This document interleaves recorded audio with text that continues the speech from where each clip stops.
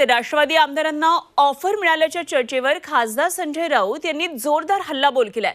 बाप लेकीला सोडून आमच्याकडे या ही भाषा वापरणं म्हणजे अमानुष आहे अशी टीका राऊत यांनी केली आहे। इतकंच नव्हे तर जर खासदारांना ऑफर आली आणि जर ते सोडून गेले तर ते रावणाचे कंसाचे वंशज ठरतील असंही राऊत म्हणाले।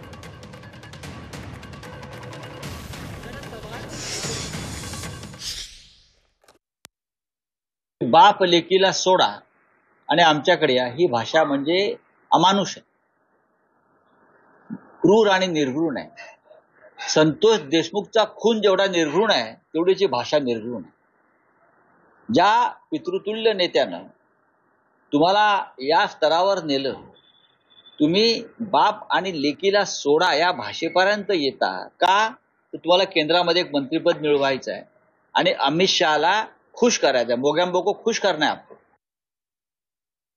या कठीण परिस्थितीत पवार साहेबांनी 8 खासदार निवडून आणले, त्या परिस्थितीत कष्ट करून ते जर सोडून जात असतील त्यातले काही लोक,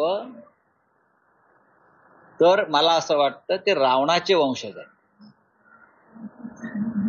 जर कोणी सोडून जात असेल उद्धव ठाकरेंना किंवा शरद पवारांना, कारण फार मोठ्या कष्टाने निवडून आणलेले आहेत, पक्ष गेला, चिन्ह गेलं, वणवण फिरले उद्धव ठाकरे साहेब आणि शरद पवार साहेब, आणि तरीही परत हे फोडतायत आणि तुम्ही फुटताय।